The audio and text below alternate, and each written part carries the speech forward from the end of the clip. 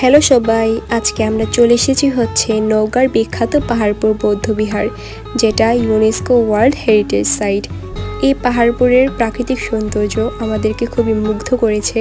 আশা করি তোমাদেরও ভালো লাগবে, সেই জন্য তোমাদের দেখতে হবে এই সম্পূর্ণ ভিডিওটি। তো এখানে আমরা একটি চার্ট দেখতে পাচ্ছি, যেখানে লেখা প্রবেশ মূল্য আর গাড়ি পার্কিংয়ের জন্য কত টাকার সময়সূচি সম্পূর্ণ দেওয়া আছে। তোমরা চাইলে ভালোভাবে দেখে নিতে পারো। এখানে আছে পুরুষ আর মহিলাদের জন্য ওয়াশরুম, আর আছে ফুডকার্ট আর মসজিদ।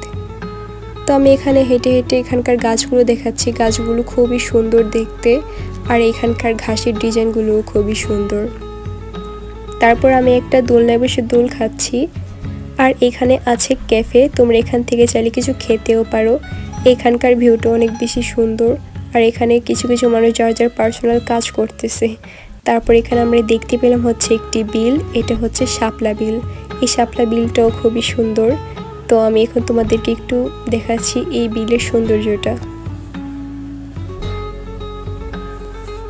আর এই জায়গাটা তো আরও বেশি সুন্দর। আমার মনে হচ্ছিল আমি এইখানে থেকে যাই। সামনাসামনি না দেখলে তোমরা বুঝতে পারবে না পাহাড়পুর কতটা সুন্দর।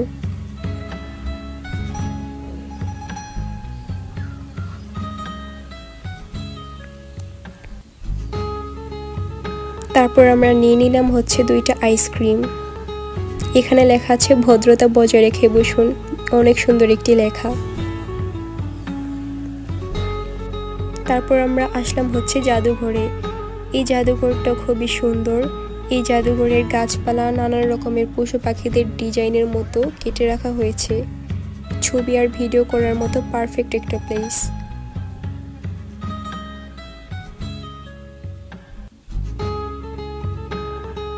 তারপর আমরা খেয়ে নিলাম হচ্ছে ঠান্ডা পানীয়। তারপর আমরা আসলাম হচ্ছে সেই ব্রিজে।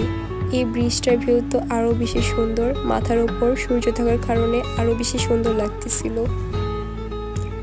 এখানে এসে আমার মনে হইতেছিল আমি প্রাচীনকালে এসে পড়েছি। শান্ত পরিবেশ, সবুজ আর বিশাল এলাকা, ভ্রমণ আর ইতিহাস প্রেমীদের জন্য এক অসাধারণ জায়গা।